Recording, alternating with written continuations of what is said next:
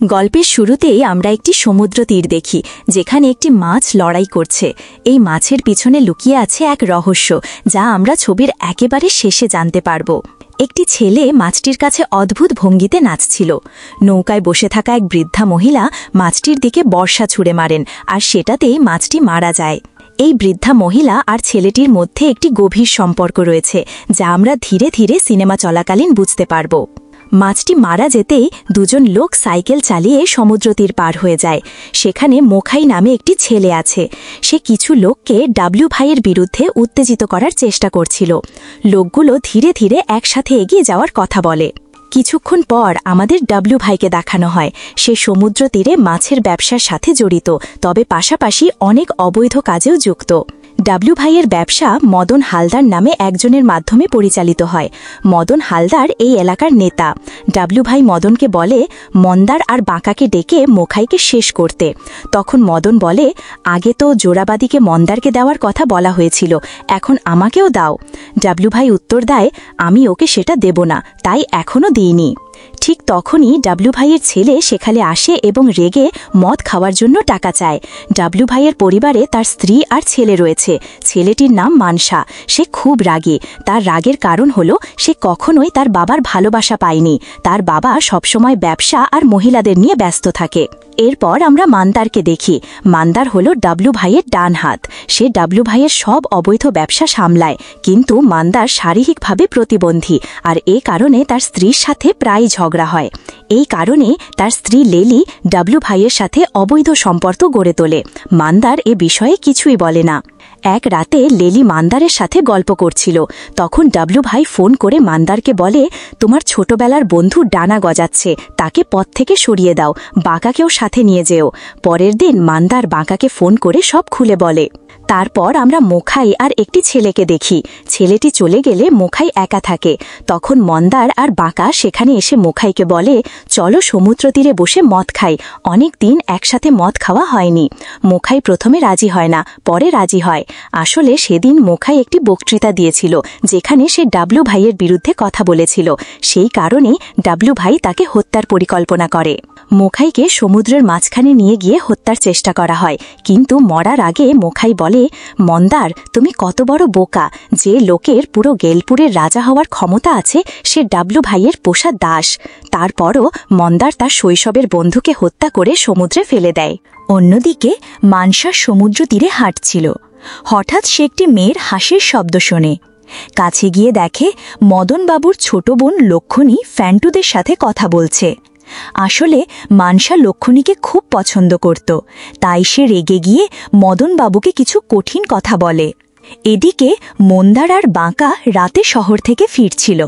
পথে তাদের দেখা হয় মজনু বুধির সাথে।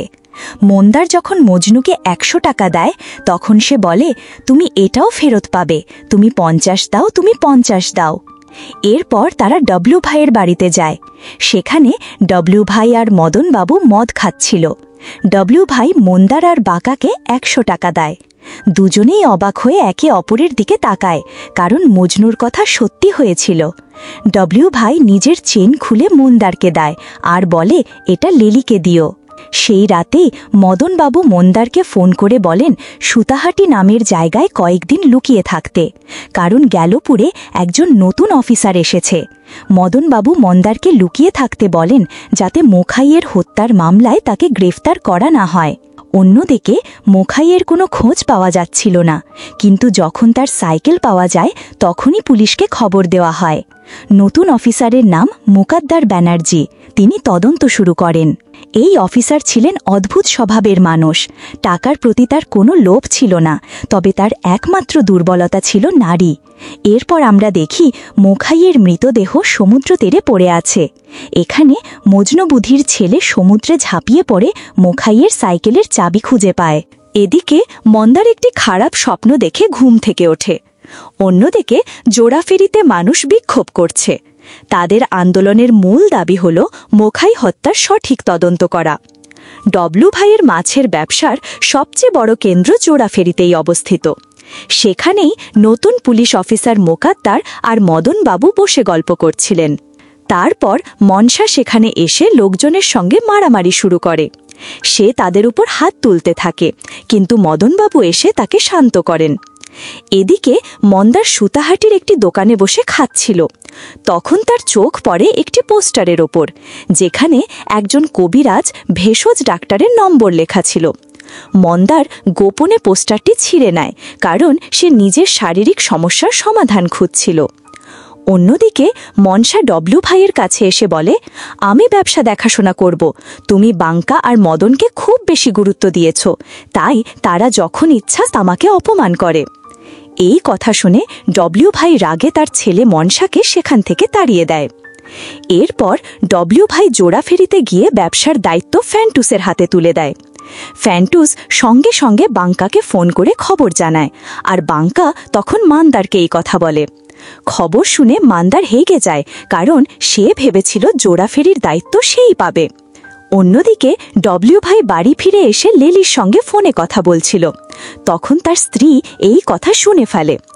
ডব্লিউ ভাইয়ের স্ত্রী আগেই জানতেন যে স্বামী স্ত্রীর সম্পর্ক ভালো নেই, কিন্তু তিনি কোনোদিনই মুখ খুলে কিছু বলতে পারেননি।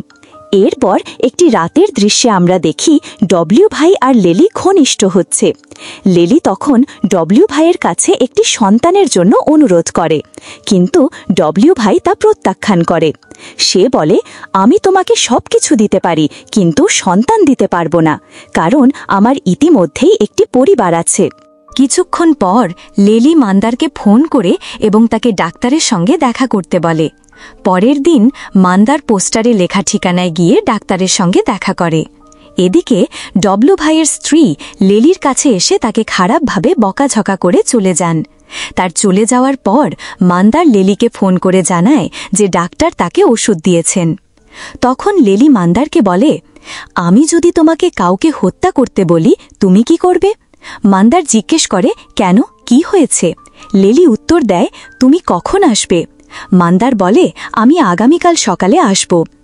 এরপর মজনু বুধির ছেলেকে দেখানো হয়, যে বলে রাজা ফিরে আসছে। তখন বৃদ্ধ মজনু গাছ থেকে নেমে এসে বলে, রাজাকে ফিরে আসতে দাও। ইতিমধ্যেই মান্দার বাড়ি ফিরে এসেছে, আর এবার সে লেলির সঙ্গে শারীরিক সম্পর্ক স্থাপন করে। তখন লেলি তাকে বলে, তুমি রাজা হবে, ডব্লিউ ভাইয়ের সময় শেষ, তুমি যদি আমার কথা শোনো, আমি তোমাকে একটি সন্তান দেব। পরের দৃশ্যে মদনবাবু মজনু, বুধি, ফ্যান্টাস আর লক্ষণীর কিছু ব্যক্তিগত ভিডিও মান্দারকে পাঠায় এবং বলে যে নির্বাচনের আগে সে মৌখাই হত্যার সত্যিটা সবার সামনে প্রকাশ করবে। সে আরও বলে, যদি মানুষ জানতে পারে কে মৌখাইকে হত্যা করেছে, তবে কেউ মদনবাবুকে ভোট দেবে না। এরপর মদনবাবু ডব্লিউ ভাইকে বলে মনসাকে কয়েকদিনের জন্য নতুন এলাকায় পাঠাতে। এই কারণে ডব্লিউ ভাই মন্দার আর বাঙ্কাকে ডাকে, কারণ মনসা তার বাবার কথা শুনতে চায় না। তখন ডব্লিউ ভাই নিজের স্ত্রীকে বলে মনসাকে রাজি করাতে।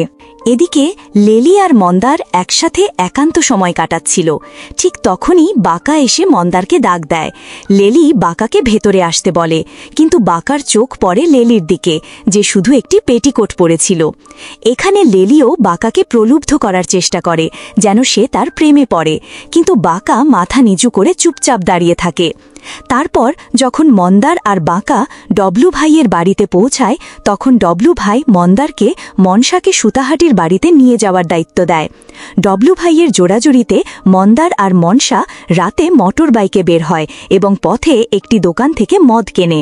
সেখানেই মন্দারের সাথে ইন্সপেক্টর মোকাদ্দার ব্যানার্জির দেখা হয় এবং তাদের মধ্যে কিছু কথা হয়। এদিকে লেলি মোমবাতি দিয়ে নিজের ঘর সুন্দরভাবে সাজাচ্ছিল। একই সময়ে বাঁকা লেলির কথা ভেবে অস্থির হচ্ছিল। অন্যদিকে ডব্লু ভাই লেলির কাছে এসে বলে, কি ব্যাপার, আজ তুমি নিজেই আমাকে ফোন করেছ? লেলি জবাব দেয়, হ্যাঁ, আজ আমি তোমাকে ফোন করেছি, কিন্তু আর কখনো করব না। এরপর মন্দার আর মনসা সুতাহাটির বাড়িতে পৌঁছায়। সেখানে বাড়ির চাকর অসুস্থ ছিল, তাই মন্দার আর মনসা তাকে বাড়িতে পাঠিয়ে দেয়। কিছুক্ষণ পর মনসা বাইরে গিয়ে বাবার সাথে ফোনে কথা বলতে থাকে। তখন মন্দার গোপনে তার মদের বোতলে ঘুণের ওষুধ মিশিয়ে দেয়। কিছুক্ষণ পরে মনসা যখন মদ খায়, তখনই অজ্ঞান হয়ে যায়। এদিকে মন্দার ব্যাগ নিয়ে নিজের বাড়ির দিকে রওনা দেয়। পথে যেতে যেতে মন্দারের মনে পড়ে তার শৈশবের বন্ধু মুখাইয়ের কথা আর তার বিয়েতে কত আনন্দ করেছিল তা। সে আরও ভাবে প্রথম থেকেই ডব্লিউ ভাই তার স্ত্রীর দিকে খারাপ নজর দিয়েছিল। মন্দার সাইকেল চালিয়ে সমুদ্র তীর ধরে নিজের বাড়ির দিকে যাচ্ছিল। ঠিক তখনই সে দেখে সমুদ্রের ধারে ইন্সপেক্টর মোকাদ্দার একটি মেয়ের সাথে ঘনিষ্ঠ হচ্ছে। বাড়ি ফেরার পথে মন্দারের সঙ্গে মজনু বুধিরও দেখা হয়।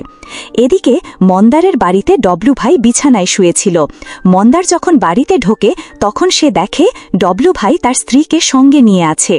এই দৃশ্য দেখে মন্দার প্রচণ্ড রেগে যায় এবং ডব্লিউ ভাইকে হত্যা করে। বাইরে ডব্লিউ ভাইয়ের ড্রাইভার অপেক্ষা করছিল। এর মধ্যেই ডব্লিউ ভাই তার স্ত্রীর কাছ থেকে একটি ফোন পায়। ঘরে ঢোকার পর সে দেখে ডব্লিউ ভাই মৃত। ঠিক সেই মুহূর্তে মন্দার পিছন থেকে তার মুখ চেপে ধরে গুলি চালায় আর দৃশ্যটি সেখানেই কেটে যায়। পরের দৃশ্যে দেখা যায় ডব্লিউ ভাইয়ের মৃতদেহ সমুদ্র তীরে পড়ে আছে। সবাই সেখানে ভিড় জমিয়েছে। লেলিও দৌড়ে সেখানে আসে। ইন্সপেক্টর মুকাদ্দারও ঘটনাস্থলে উপস্থিত। লেলি তাকে দেখে মূর্ছা গিয়ে তার কোলেই পড়ে যায়। মুকাদ্দার তাকে ধরে ফেলে এবং তখন তার গোপনাঙ্গের দিকে তাকাতে থাকে। অন্যদিকে বাকা ফ্যান্টুসকে পাঠিয়ে দেয়, কারণ তাকে জোড়া বহনের দায়িত্ব দেওয়া হয়েছে। বাকা ভয় পাচ্ছিল যে মন্দার হয়তো তাকেও মেরে ফেলবে।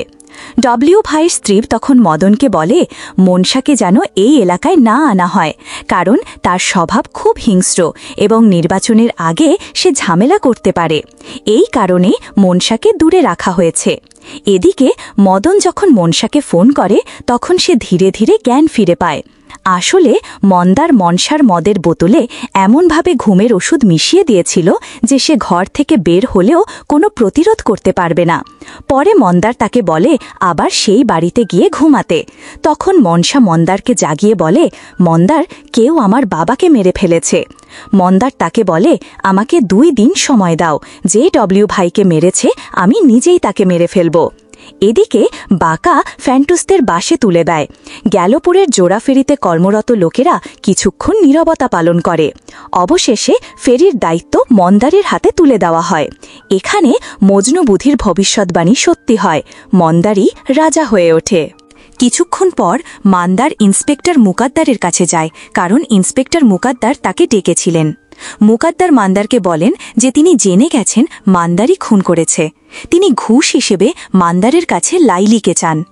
এটা শুনে মান্দার রেগে যায় এবং ইন্সপেক্টর মুকাদ্দারকে বলে যদি আমি আপনার সঙ্গে কাজ করার সুযোগ পাই তাহলে সেটা আপনার জন্য লাভজনক হবে। বাড়ি ফিরে মান্দার লাইলিকে এই কথা জানায়। লাইলি রেগে গিয়ে তা প্রত্যাখ্যান করে।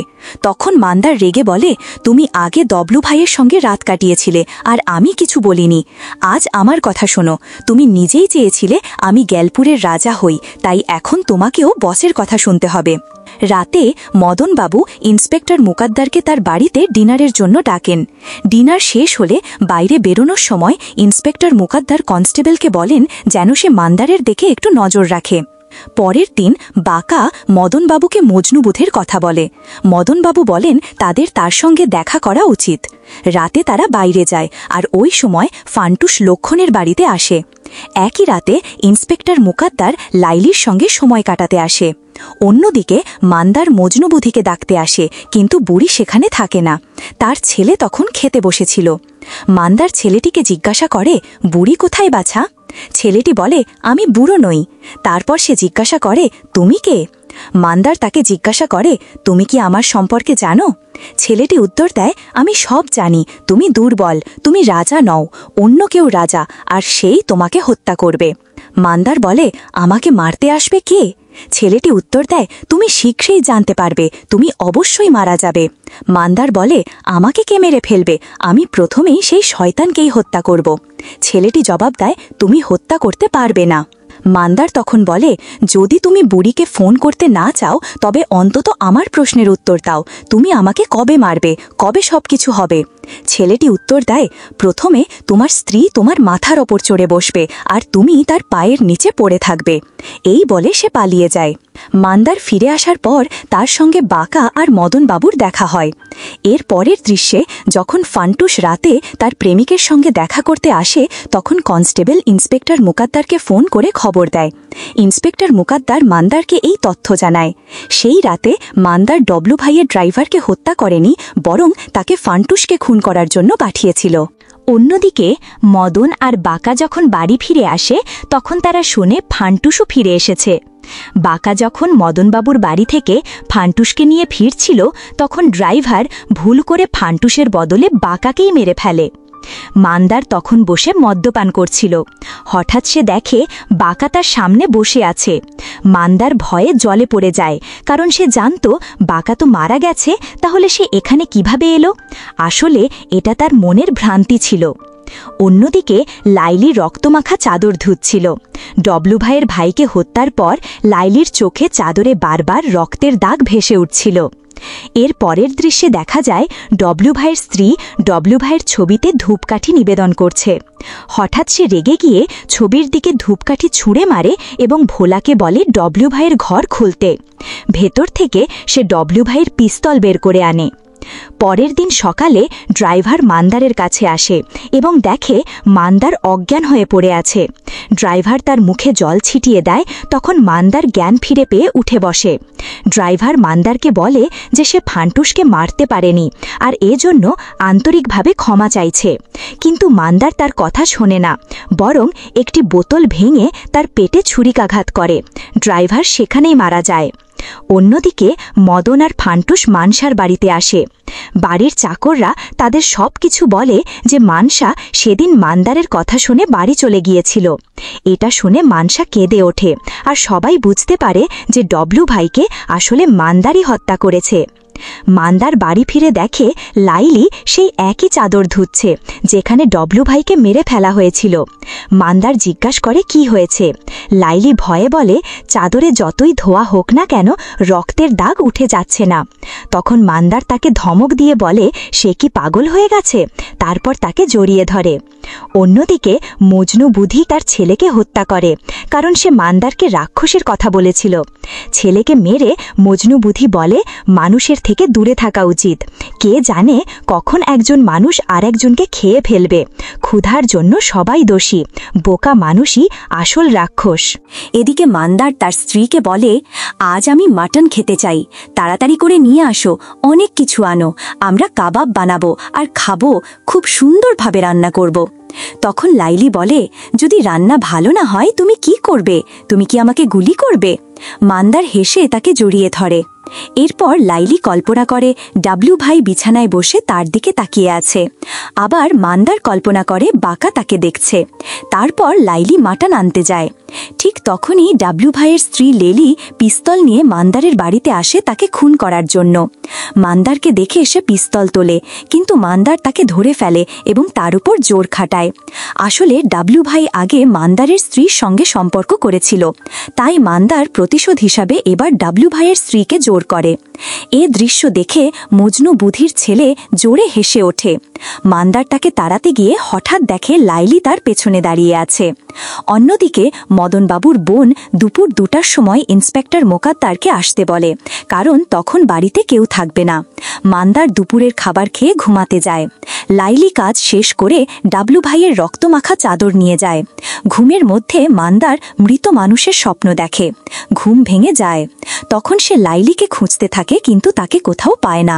ঘরের বাইরে হঠাৎ একটি ছেলে দাঁড়িয়ে থেকে তাকে দেখে হাসছিল। মান্দার রেগে তার পেছনে ছুটে যায় এবং তাকে মারতে চায়। ছেলেটি মান্দারকে সমুদ্র তীরে নিয়ে যায়। সেখানে মান্দার দেখে লাইলির মৃতদেহ কাঠের লাঠিতে ঝুলে আছে একটি নৌকায়। এটা দেখে মান্দার জ্ঞান হারিয়ে ফেলে। অন্যদিকে ইন্সপেক্টর মোকাদ্দার লক্ষণীর কাছে আসে। পোশাক খুলে প্রস্তুত হচ্ছিল, ঠিক তখনই মদনবাবু আর ফান্টুস গোপনে তার ভিডিও ধারণ করে। পরে তারা সেই ভিডিও দিয়ে মোকাদ্দারকে ব্ল্যাকমেইল করে এবং মান্দারকে ফোন করতে বলে। আসলে মদনবাবু তখন বাড়িতেই ছিলেন। সব কিছু ছিল মদন আর ফান্টুসের বানানো ফাঁদের অংশ, যাতে মোকাদ্দারকে আটকানো যায়। অন্যদিকে মন্দার ছেলেটিকে ধরে জিজ্ঞাসা করে আমাকে কে মারবে? এই কথা শুনে ছেলেটি জোরে হেসে ওঠে। রাগে মন্দার ছেলেটির গলায় দড়ি বেঁধে তাকে গাছে ঝুলিয়ে দেয়। ঠিক তখনই মজনু বুদ্ধি হাতে লাঠি নিয়ে সেখানে আসে। সে দেখে তার ছেলে দড়িতে ঝুলছে আর দড়ির অপর প্রান্ত মন্দার ধরে আছে। মজনু বুদ্ধি রেগে ধমক দিয়ে বলে, ওকে ছেড়ে দাও, নইলে আগামীকাল এর খারাপ পরিণতি ভোগ করতে হবে। কিন্তু মন্দার তার কথা শোনে না এবং ছেলেটিকে মেরে ফেলে। তখন মজনু বুদ্ধি ক্ষিপ্ত হয়ে বলে, তুমি মানুষ নও, তুমি একটা রাক্ষস। আসলে ছেলেটি আগে রাক্ষসের যে কথা বলেছিল সেটা মন্দারকে উদ্দেশ্য করেই ছিল। অন্যদিকে ডাব্লিউ ভাইয়ের স্ত্রী নিজেকে প্রস্তুত করে এবং তার মায়ের সাদা শাড়ি নিয়ে যায়, যাতে সেটি দিয়ে মন্দারকে হত্যা করতে পারে। মন্দার যেখানে তাকে আসতে বলেছিল সেখানে যায়, আর ইন্সপেক্টর মুকাদ্দারও সেখানে পৌঁছায়। এদিকে মজনু বুদ্ধি বর্ষা আর ছেলের মৃতদেহ নিয়ে সেখান থেকে চলে যায়। মন্দার সমুদ্র তীরে এসে দেখে লাইলি 2 বাচ্চাকে নিয়ে নৌকায় বসে আছে। খুশি হয়ে সে লাইলির সঙ্গে কথা বলতে শুরু করে, কিন্তু বাস্তবে সে লাইলি নয়, সে ছিল লক্ষ্মমণি। লক্ষ্মমণিকে দেখে মন্দার আসলে লাইলিকে কল্পনা করছিল। ঠিক তখনই ফান্টুস আর মনসা পেছন থেকে এসে মন্দারকে মারতে শুরু করে, কিন্তু তারা খুব বেশি কিছু করতে পারে না। হঠাৎ পেছন থেকে কেউ একজন একটি বর্ষা ছুঁড়ে মারে। সেটি মন্দারের ঘাড় ভেদ করে তাকে মেরে ফেলে, যেমনভাবে সে ডাব্লিউ ভাইকে হত্যা করেছিল। এখানে আমি আপনাকে মনে করিয়ে দিতে চাই, মন্দারের মৃত্যুটা ঠিক একইভাবে হয় যেমন ছবির শুরুতে আমরা মাছটিকে মরতে দেখেছিলাম, আর সেই বর্ষা ছুঁড়েছিল মজনু বুদ্ধি। এর সাথেই গল্পটি শেষ হয়। ভিডিওটি ভালো লাগলে চ্যানেলটিকে লাইক আর সাবস্ক্রাইব করে দিও, আর কমেন্টে জানাতে ভুলো না তুমি কোন ধরনের মুভি রিভিউ চাও। ধন্যবাদ, আবার দেখা হবে। বাই।